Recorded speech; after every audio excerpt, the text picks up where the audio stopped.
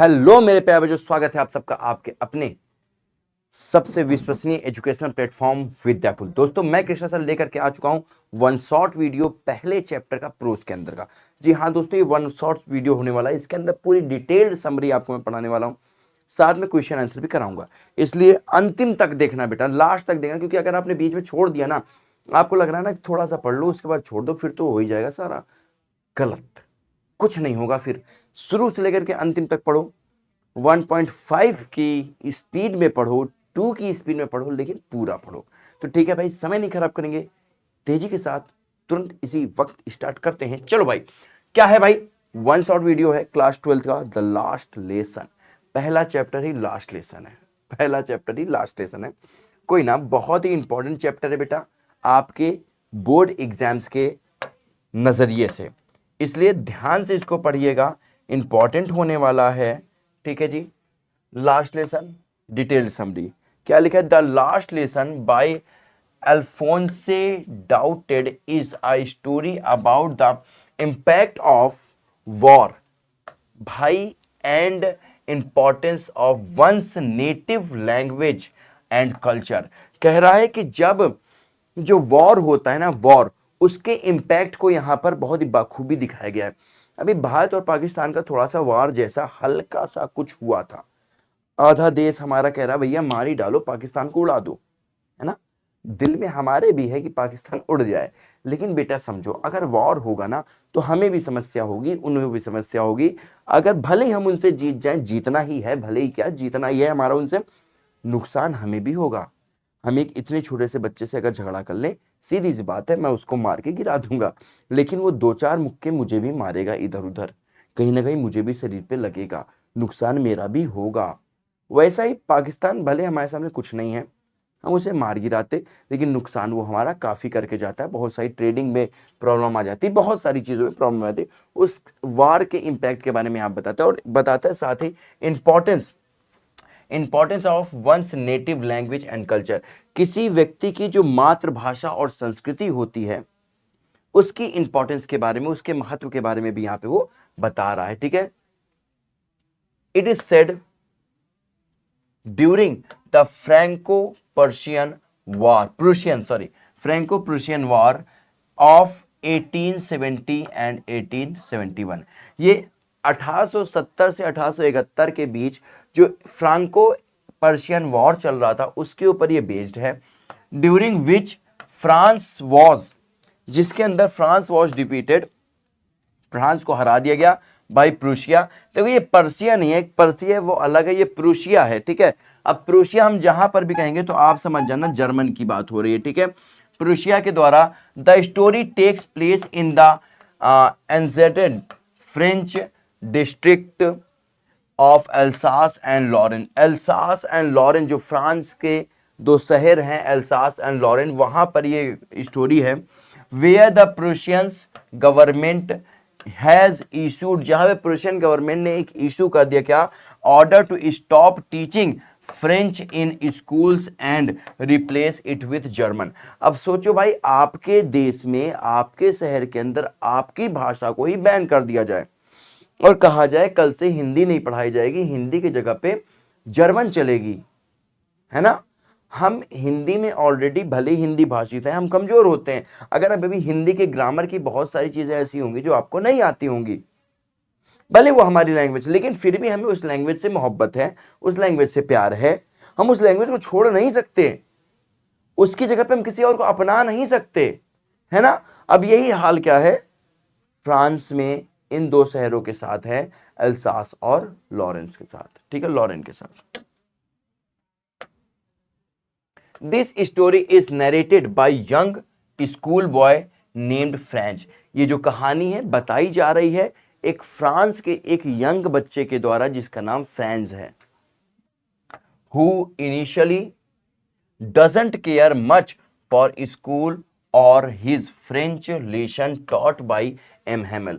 जिसको कभी भी शुरुआत में, स्कूल के शुरुआत में डजंट केयर, उसे कोई फर्क नहीं पड़ता था मच फॉर स्कूल, स्कूल के बारे में या फिर फ्रेंच लेसन्स के बारे में जो पढ़ाए जाते थे, किससे? एम हेमल के।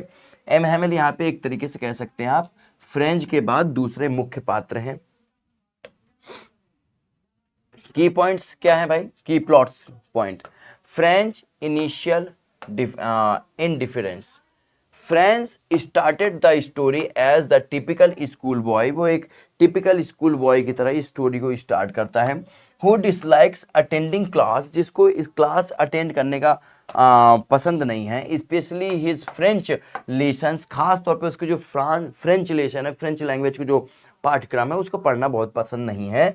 With M Hamel, M Hamel से ही इज ऑफन लेट, वो अक्सर लेट हो जाया करता है। अन प्रिपेयर्ड फॉर लेसन्स, वो अपने पाठ्यक्रम को तैयार नहीं किया करता है। पर्टिकुलरली ऑन पार्टिसिपल्स, वो पार्टिसिपल्स को नहीं तैयार करता है। And fears M Hamel's strictness, और भाई वो एम हैमल के स्ट्रिक्टनेस को क्या करता है, बहुत ही डरता है।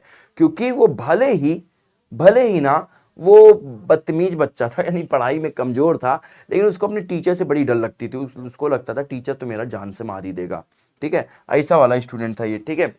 उसके बाद usual day at school. On his way to school French noticed a crowd at the bulletin board. जब वो स्कूल को जा रहा था, वो स्कूल जाने में देर हो गया था, उसको पहले उसके मन में आया कि इधर उधर कहीं घूम लेते हैं क्या। उसने कहा नहीं नहीं नहीं, स्कूल तो जाना पड़ेगा, स्कूल जाना चाहिए। उसके टीचर ने उसको पार्टिसिपल तैयार करने के लिए दिया था, फ्रेंच ने, वो सॉरी एम हैमिल ने पार्टिसिपल तैयार करने के लिए दिया था, और इस बच्चे को पार्टिसिपल तैयार नहीं था। अब इसको ऑर्डर लगा, एक तो वो लेट हो गया था, साथ में पार्टिसिपल भी तैयार नहीं था, और जब वो रास्ते में जा रहा था बेटा, तो उसने ध्यान दिया कुछ। क्या ध्यान दिया भाई, किस चीज को ध्यान दिया, बुलेटिन बोर्ड पे। और बुलेटिन बोर्ड पे बहुत ज्यादा क्या था, क्राउड था, एक भीड़ लगी थी। बुलेटिन बोर्ड क्या होता है बेटा, चौराहों पे एक बोर्ड जैसा लगा दिया जाता था, इसमें क्या, मुख्य समाचार, समाचार पत्र, ठीक है, मुख्य समाचार पत्र यहां पर दगल लगा दिए जाते थे, खास खास जो न्यूज़ेस हुआ करती थी।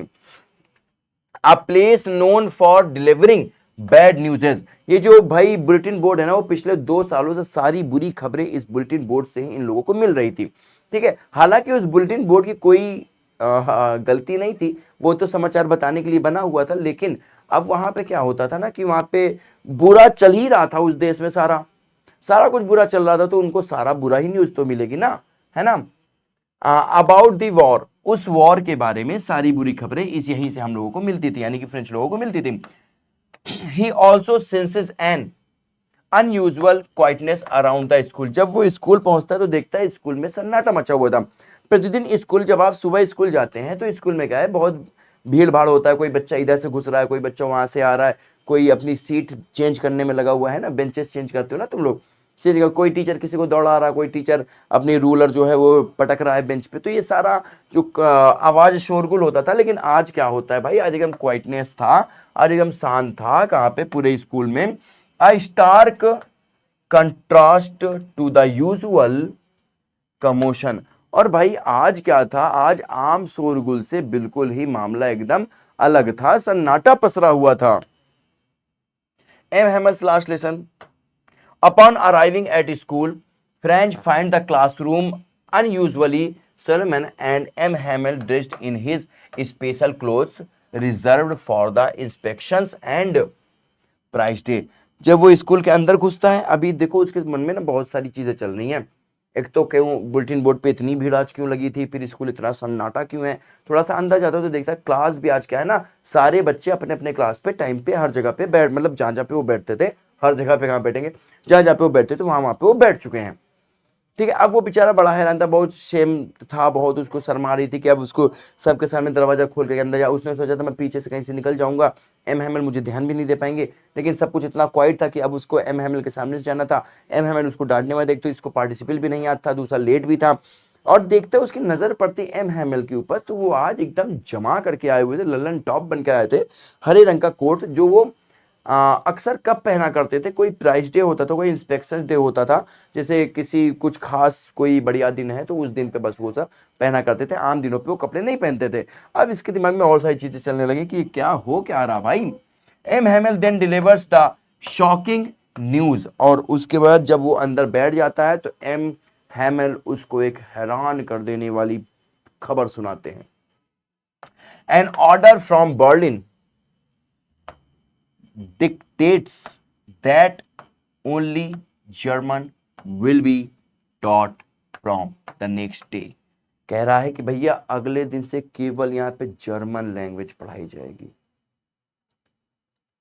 फ्रेंच लैंग्वेज नहीं चलेगी। अब जो फ्रेंच लड़का है उसको अब समझ आने लग गया था कि यही वहां पर छपा। बर्लिन क्या है भाई, बर्लिन जर्मनी की कैपिटल है, कि आज उस बुलेटिन बोर्ड में यही न्यूज़ छपी हुई थी। आज इसीलिए स्कूल इतना शांत है, आज इसीलिए एम हेमल ने इतने अच्छे कपड़े पहन रखे हैं, है ना। Next day, making this his last French lesson, और वो अपना ये अंतिम फ्रेंच का पढ़ाया जाने वाला अंतिम पाठ पढ़ाने जा रहे हैं। French transformation. अभी तक जो फ्रेंच जो था वो फ्रेंच लैंग्वेज से नफरत करता था, अब उसे ट्रांसफॉर्मेशन हुआ। कैसे होगा देखो। Hearing the news about the last French lesson, जब उसने लास्ट फ्रेंच लेसन की एक खबर पढ़ी सुनी, French is filled with regret and realises the importance of learning his language. जैसे वो सुनता है ना कि आज अंतिम चैप्टर, उसके जमीन पैरों के नीचे से जमीन खिसक जाती है। वो कहता है अरे कितना गलत हो गया, वो दुख से भर जाता है और वो अचानक से रियलाइज करता है कि मैं कितना गलत कर गया, मैंने कभी समय रहते अपनी लैंग्वेज को नहीं सीखा और आज मैं उस जगह पे आ चुका हूं जहां पे मैं अपनी लैंग्वेज को और सीख नहीं सकता हूं। He begins to appreciate M. Hamel's dedication and feels ashamed for his previous indifference and procrastination। कह रहा है वो अपनी पिछली क्लासेस के लिए उदासीनता के लिए और टाल मटोल पर शर्मिंदा महसूस करने लगता है। और एम हैमेल, जिस एम हैमेल को अभी तक वो एक विलेन समझता था, उनके बारे में बुरा मन में रखता था कि ये टीचर हमें बहुत मारता है, उसके लिए अचानक से मन में सम्मान आने लग गया था। उनके समर्पण के लिए इनके मन में सम्मान आने लगा था। अक्सर यही होता है, जो चीज आपसे दूर चली जाती है आपको सम्मान उसी के लिए आता है। आगे चलते हैं। M Hamel's patriotism and regret. M Hamel का पैट्रियोटिज्म का मतलब क्या होता है भाई, देशभक्ति, ठीक है, और रिग्रेट का मतलब होता है दुख। M. Hamel reflects on the collective responsibility for neglecting the French language। कह रहा है यहाँ पर जो M. Hamel है वो फ्रेंच भाषा की उपेक्षा की सामूहिक जिम्मेदारी पर विचार करते हैं, हाँ, इंक्लूडिंग द पेरेंट्स फॉर, और भाई जिसमें माता पिता, ठीक है, priorities work and his own occasional lack of education. यहाँ पे भाई साहब जो हमारे एम हेमल साहब हैं वो सोचते हैं कि क्यों आज ये बच्चे हैं जो उतना पढ़ लिख नहीं सके जितना उन्हें पढ़ना चाहिए, क्योंकि उसमें इनकी तो जितनी गलती है, ये तो बच्चे हैं, ये तो गलती करेंगे, ये तो गलती करेंगे ना, बाल ऐसे अच्छे लग रहे ना, ये तो गलती करेंगे। हमारा काम जो था हमने भी तो सही से नहीं किया। इनके माँ बाप बहुत ही केयरलेस थे इनकी पढ़ाई को लेकर के। वो सोचते थे थोड़ा कहीं पे जाके किसी मील पे किसी जगह पे काम कर लेगा, कुछ 10-20-50 रुपए मिल जाएंगे, उसको घर चलेगा। इसलिए माँ बाप क्या करते थे, एक्स्ट्रा मनी, एक्स्ट्रा पैसे कमाने के लिए उसको भेज दिया करते थे बच्चों को काम पे। और मैं स्वयं जब मुझे पढ़ाना चाहिए तो मैं स्वयं क्या कहता, ओकेजनली नागा कर दिया करता, एब्सेंट हो जाता था। कभी कभी बच्चे आते थे, मैं उनको भेज देता था अपने गमलों में पानी डालने के लिए। कभी कभी खुद मुझे जिस दिन फिशिंग करने जाना होता था, मैं कह देता था जाओ बच्चों आज छुट्टी हो गई। यानी मेरी भी उतनी ही गलती है इनके ना सीख पाने पे जितनी इनकी है, इनके माँ बाप की है उतनी किसकी, मेरी भी है। जब एक बच्चा फेल होता है ना, तो उसके फेल होने पे केवल उसका हाथ नहीं होता, उसमें हमारा भी होता है, यानी टीचर का भी होता है, उनके पेरेंट्स का वो होता है, उनके दोस्तों का भी होता है, उनके सराउंडिंग्स का भी होता है, सबका योगदान होता है उसके फेल होने पे।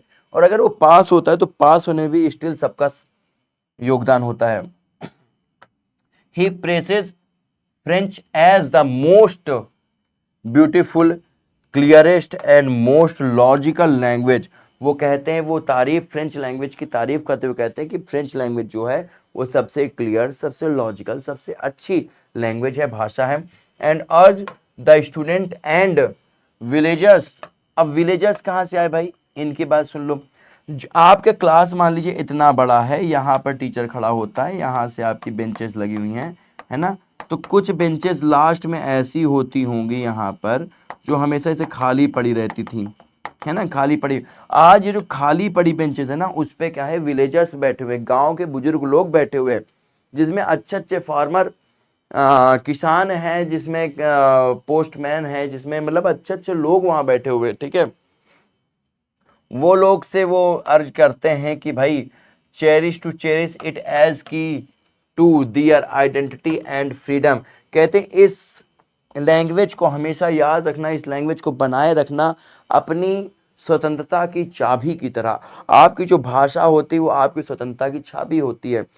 आप कहीं पे फंस गए, आपने अपने अच्छी सी भाषा में अच्छी सी बात तरीके से कर लिया, आप वहां से निकल आए, और वही होता है कि आप अपने मुंह से कुछ ऐसा बोल दो कि आपको पटक पटक के मारा जाए, है ना। तो ये भी तो हो सकता है, सही बात है ना।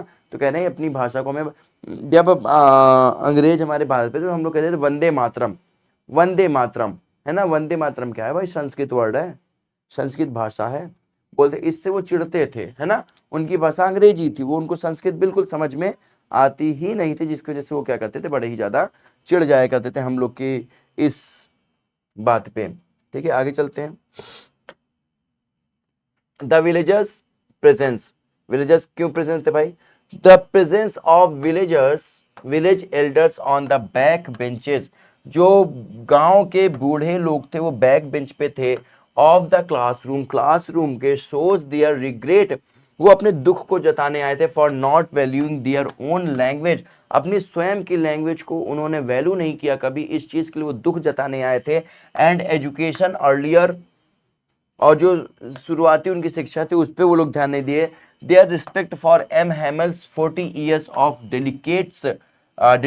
डेडिकेटेड सर्विस, और वहां पे वो शुक्रिया अदा करने भी आए थे, थैंक यू कहने भी आए थे किस चीज को, एम हेमल को, जो उन्होंने पिछले 40 सालों से बहुत ही ईमानदारी से अपनी सर्विस हमारे पूरे गांव को, हमारे पूरे देश को दिया है, हमारे पूरे शहर को दिया है।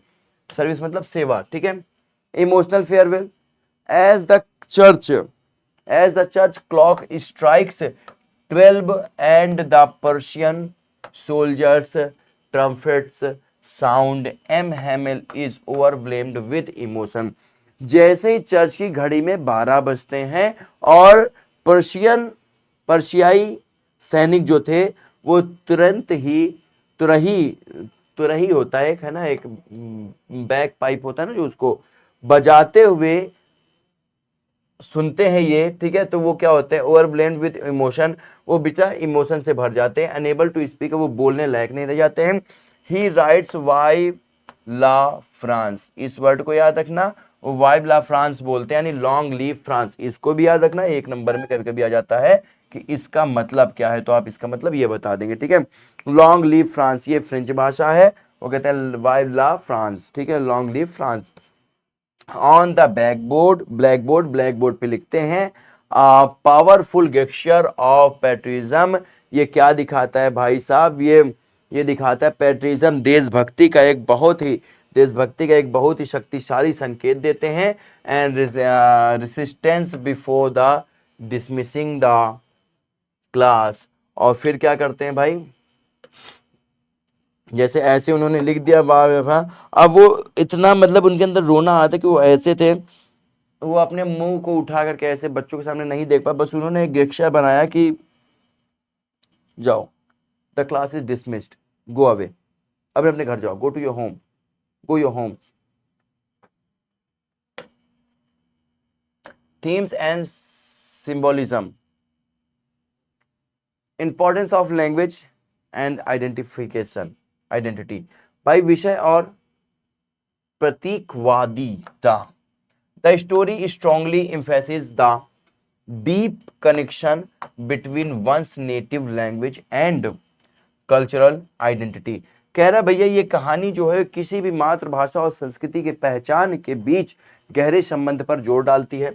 M Hamel's declaration that holding fast to one's language is like having the key to their prison.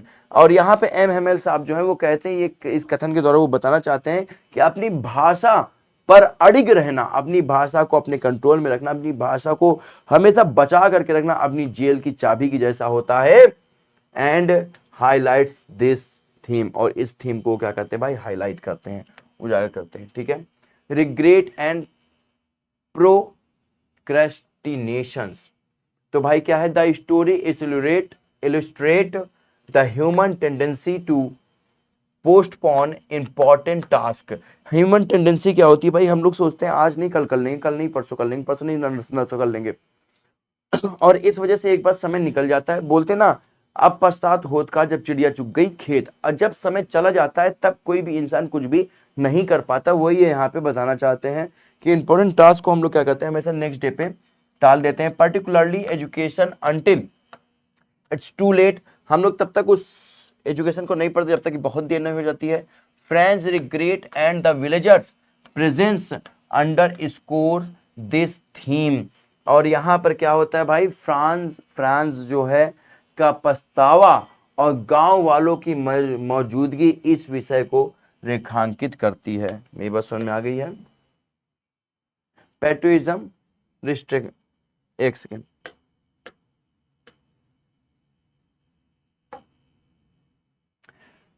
resistance. The story reflects a sense of patriotism and the yearning to preserve one's cultural heritage in the face of foreign operations. M. Hamill's emotional delivery and his final act symbolizes this resistance. कह रहा है ये जो कहानी है ना, देशभक्ति की भावना और विदेशी उत्पीड़न के विरुद्ध अपनी संस्कृति की विरासत को बचाए रखने की तड़प को दर्शाती है। एम हैमेल जो है भाई, वो का जो भावपूर्ण अभिनय है, जो अंतिम का जो उनका जो मामला है ना, जो अंतिम जो बोलते हैं, ठीक है, जाओ जो गिक्शा बनाते हैं, अभिनय करते हैं, वो इसी प्रतिरोध का प्रतीक है। इम्पैक्ट ऑफ वॉर क्या था भाई, युद्ध का प्रभाव क्या था। The last lesson subtly portrays the devastating effect of war on ordinary people's lives, impacting their education and cultural rights. कह जो ये लास्ट लेसन है ना, वो युद्ध के आम लोगों के जीवन पर, युद्ध होने पर क्या प्रभाव पड़ता है इसके बारे में बताते हैं, ठीक है। विनाशकारी प्रभाव पड़ता है, उनकी शिक्षा और सांस्कृतिक अधिकारों पर पड़ने वाले प्रभाव को भी यहाँ पे वो बड़ी ही सूक्ष्मता के साथ बताते हैं। कंक्लूजन क्या है भाई, the last lesson is the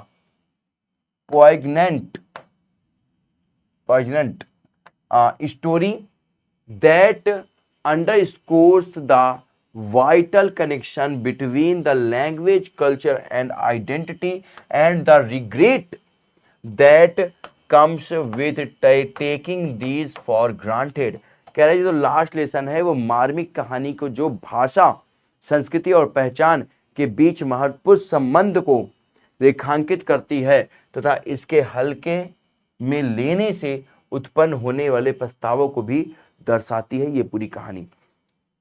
अगर आप उन स्टूडेंट में से हैं जो इसके समरी को लिखना चाहते हैं, तो इससे बेहतर समरी आपको कहीं पर भी नहीं मिल सकती। आप जब टटोल लेना, ढूंढ लेना, वही सब वो क्या करेंगे, एक पैराग्राफ में पूरी समरी निकाल करके रख देंगे, पूरी उसमें कहानी बता डालेंगे, कंक्लूजन नहीं बताएंगे, उसमें इमोशनल टच नहीं बताएंगे, उसमें क्या मामला चल रहा है ये नहीं बताएंगे, बस वही सारी चीज़ें लिख करके रख देंगे, वो है ना, जैसे बुक्स में होती है। बुक से हमें अलग करना होता है ना, तभी तो हम टीचर हैं, ठीक है। कुछ यहाँ पे इंपॉर्टेंट क्वेश्चन है बेटा, जो आपके लिए पढ़ना इंपॉर्टेंट है, पेपर में आते भी हैं। Who is the narrator of the story the last lesson, कौन है नरेटर लास्ट लेसन का, तो द नरेटर इज फ्रेंच है वो। What was French afraid of that morning, उस सुबह फ्रेंच किस चीज से डरा हुआ था। He was afraid because he was late for school, वो स्कूल के लिए देरी से चलता है। Had not prepared lesson on participle, वो पार्टिसिपल पे जो उनका पाठ दिया गया तो वो तैयार नहीं करते हैं। What news had M Hamel announced that day, उस दिन एम हैमेल ने कौन सी खबर बच्चों को दी, सभी को दी। He announced that it was their last French lesson, ये उनका अंतिम फ्रेंच लेसन है। As only German would be taught in schools for the next day, अगले दिन से यानी कल से केवल जर्मन के पाठ्यक्रम आपको पढ़ाए जाएंगे, जर्मनी लैंग्वेज आपको पढ़ाई जाएगी। Why was the school unusually quiet that day, उस दिन स्कूल इतना शांत क्यों था? Because it was the last French lesson and the villagers had come to attend it making it a solemn occasion. वो लास्ट लेसन था French का, इसलिए सारे स्टूडेंट वहां पे शांति से थे, उस लैंग्वेज को, उस लास्ट लेक्चर को रिस्पेक्ट करने के लिए, है ना?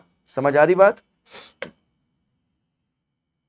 How did French feeling about French change during the lesson? किस तरीके से इस लास्ट लेसन ने फ्रेंच के फीलिंग्स को, जो फ्रांस की लैंग्वेज के लिए थी, उसको चेंज कर दिया। He felt guilty for not learning his language, वो बहुत ही दुखी महसूस कर रहा था उस लैंग्वेज को और ना पढ़ने के लिए। And developed a deep respect and love for the French language, और उसके मन में फ्रेंच लैंग्वेज के लिए बहुत ही ज्यादा रिस्पेक्ट, प्यार आ चुका था। Why were the villagers sitting in the classroom? भाई क्लासरूम में विलेजर्स क्यों बैठे हुए थे? To show respect to their language and their teachers M Hamel the last day of the French lesson. वो वहां पे बुजुर्ग लोग इसीलिए बैठे हुए थे ताकि वो उस टीचर को, जिसने 40 साल से यहाँ पे फेथफुल सर्विस अपनी दे रहे हैं, उनको वो थैंक यू कह सकें। What did M Hamel say about the French language? M Hamel ने फ्रेंच लैंग्वेज के बारे में क्या कहा? He said French was the most beautiful, logical and clearest language, सबसे खूबसूरत, सबसे लॉजिकल, सबसे क्लियरेस्ट लैंग्वेज है इन द वर्ल्ड, इस संसार में। What changes did Franz notice in M Hamel's that day? M Hamel के ऊपर फ्रेंच ने उस दिन कौन से बदलाव महसूस किए, नजर डाले? M Hamel was wearing his best green coat, उन्होंने बेस्ट ग्रीन कोट अपना पहन रखा था। लुक्ड सीरियस, वो सीरियस नजर आए थे। स्पोक इन जेंटल, और बहुत ही प्यार से वो बोल रहे थे, हालांकि वो बाकी दिनों में थोड़ा सा डांट के बोला करते थे। एंड इमोशनल टोन, और वो बड़े ही इमोशनल टोन में थे, ठीक है। Why had the Prussian government order to teach only German in the schools of Alsace and Lorraine? Alsace और लॉरेन के स्कूल में पर्शियन गवर्नमेंट ने क्यों कह दिया था कि केवल अब जर्मन पढ़ाई जाएगी? Because Alsace and Lorraine had been captured by Prussia, या प्रूशियन भी बोल सकते हैं, and they wanted to dominate the erase French identity. अब भाई आपको पता है प्रूशियन ने क्या किया था, उसके ऊपर कब्जा कर लिया था, और वो उनकी फ्रेंच आइडेंटिटी, फ्रेंच पहचान को वो हटाना चाहते थे, ठीक है। What impact did the order have on the people of Alsace? कौन से ऑर्डर पीपल ऑफ एल्सास के ऊपर लगे थे? दे फेल्ट रिग्रेटफुल, अच्छा सॉरी, उस ऑर्डर का क्या इंपैक्ट पड़ा उन लोगों के ऊपर?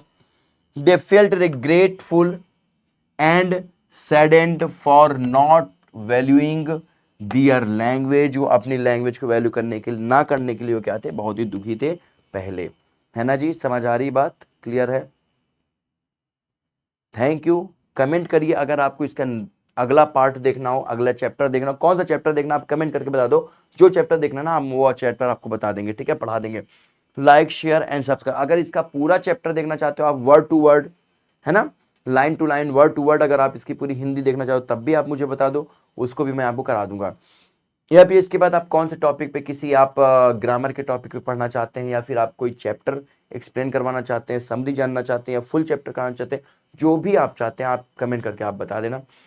साथ में आज के इस सेशन को बेटा लाइक करना, शेयर कर देना उन दोस्तों के पास जिन्होंने अभी तक हमारे साथ नहीं ऐड हुए हैं। सब्सक्राइब कर लो इस चैनल को, क्योंकि बेटा इसमें सारे के सारे सब्जेक्ट आपके चलते हैं, और आप सबके सपोर्ट के लिए बहुत आवश्यकता है ना? तो मिलेंगे दोस्तों अगले एपिसोड में, तब तक के लिए जय हिंद।